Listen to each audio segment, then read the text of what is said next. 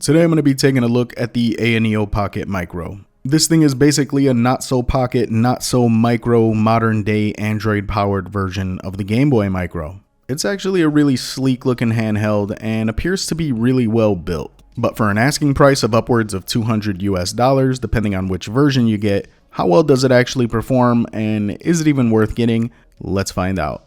I got mine from MechDIY and the package I got is the Retro Gold Edition with 8 gigs of RAM and 256 gigs of internal storage. Inside the box, you have the Pocket Micro itself, a USB-C cable for charging and data transfer, and some paperwork. My first impressions of the handheld was, wow, this thing is really solidly built. It's got this nice glossy finish topside where the screen and the buttons are, and then the rest of the handheld is encased in this brushed aluminum. This without question is a premium product. The second thing I noticed is unless you're wearing cargo pants, you are not sticking this thing in your pocket. Maybe a coat pocket, but these joysticks protrude way out there. A lot further than most retro emulation handhelds. It's already not the thinnest, it's a little bit of a chonker. Combine that with these joysticks and I just don't really see a practical way to cram this into a pocket. Fortunately, as of the making of this video, Ayaneo is planning to release the Pocket Micro Classic, which is basically a version of this handheld with no joysticks. So if that's more your jam, it's nice to know that there is an option out there for you.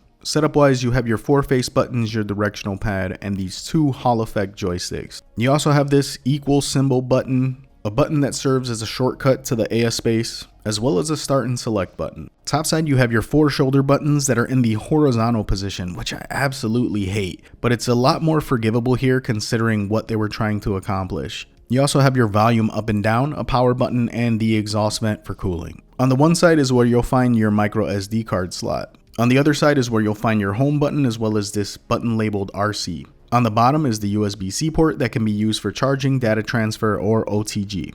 This is also where the 2 speakers are, and this thing actually has some decent volume to it. It doesn't have a 3.5mm headphone jack, which is kind of annoying, but you can still connect Bluetooth headsets or some USB headsets via OTG. The face buttons and D-pad feel excellent and are the perfect size. These 2 Hall effect joysticks feel great as well, and they do in fact have L3 and R3 inputs. The shoulder buttons are really solid as well, nice and clicky. Spec-wise, you can expect this thing to smoothly run up to Dreamcast and PSP. With a few tweaks, you can also expect to get really solid PS2 and GameCube emulation, but at that point and beyond, you're gonna start to see it struggle a bit. It's running Android 13, and this 3.5-inch 960 by 640 display is absolutely gorgeous, and is a damn near pixel perfect 4X from the console. It's heavily drawing inspiration from the GBA. One thing that was slightly disappointing is the 2600 mAh battery. This will give you about 4 hours of playtime, but you can cut that in half if you're playing something a little more resource heavy. Powering it up, it's got this really easy to navigate version of Android 13, along with a lot of bells and whistles that really allow you to customize the experience as well as the level of performance based on your preference. Everything from how hard you want the CPU to push itself or how fast you want the fan to blow can all be accessed at the push of a button. It's a really well built machine inside and out, but now that we've drooled over it enough, let's see how well it actually plays some games. Starting with the heavy stuff, PS2 ran a little choppy from the jump. You're gonna need to crank up that CPU. Once you do that and make a few tweaks with the emulation settings, you can get most of these games running at close to full speed. Now I know a Pocket PS2 isn't the first thing that comes to mind while looking at this handheld, but it's nice to know that it's capable of doing it. Of course, your battery life will be greatly reduced while playing a lot of these PS2 games. I was getting about an hour to an hour and 20 minutes tops before I needed to plug it in while playing these PS2 games. So I wouldn't exactly call it ideal, but I'd be lying if I didn't say these games look damn good on this little display. Switching over to GameCube, it's going to be a very similar story to the PS2. Was it really made for this kind of emulation? No, not really. But is it capable of doing it? Hell yeah, it is. The Dolphin emulator seemed to be a little bit more forgiving in terms of battery life, but you're still going to need to crank up the CPU a little to get this level of performance. One small annoyance that I will point out is I kept finding myself accidentally pressing this damn home button on the side. I really wish it was placed somewhere else. I don't see this being an issue for most people. It's these damn meat hooks of mine, and every time I was trying to use the R2 button, I kept accidentally hitting the home button. When it comes to Switch emulation, no matter what settings I tried or how hard I tried to push the CPU, it just wasn't having it. Yeah, you're not going to get good Nintendo Switch performance on this thing.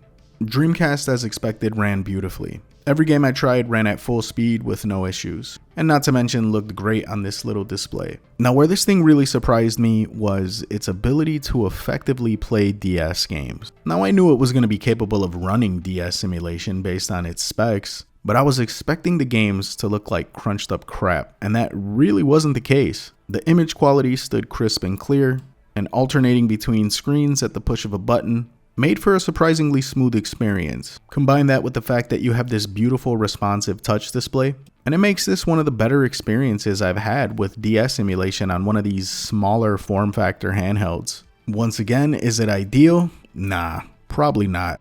But can it be done? And can you effectively play Pokemon and Elite Beat agents? Yes, you can. And of course, this is going to come as no surprise. This thing is tailor-made for Game Boy, Game Boy Color, and Game Boy Advance emulation. And that's why I didn't dedicate too much time showing that in this review. I kind of wanted to highlight some of the other non-conventional things that it was really good at doing. But if you're looking for the most premium Game Boy experience you can get out of one of these handhelds, look no further than this one. So the Ayaneo Pocket Micro. Guys, this thing is a really awesome handheld. But at that price point, who exactly is this made for? And I have to say, ironically, similar to the handheld that it's trying to replicate, the Game Boy Micro, it's made for someone who not only wants to enjoy their retro games, but wants to flex a little bit and pull out this sleek, stylish, premiumly built handheld. Very similar to how it was back in the day when all of us were pulling out our GBAs or our Game Boy Advance SPs, and that one kid would pull out his Game Boy Micro and we'd all be giving each other the side eye. If you were that kid, this is the one for you. You want this handheld. All joking aside, you might be able to find something close to this performance at a lower price point, but you'd be hard pressed to find this level of craftsmanship, and that's really what separates something like this from its cheaper counterparts. If you guys are interested in the Ayaneo Pocket Micro, I'll have links in the description below. Until next time, this is Ness, signing out.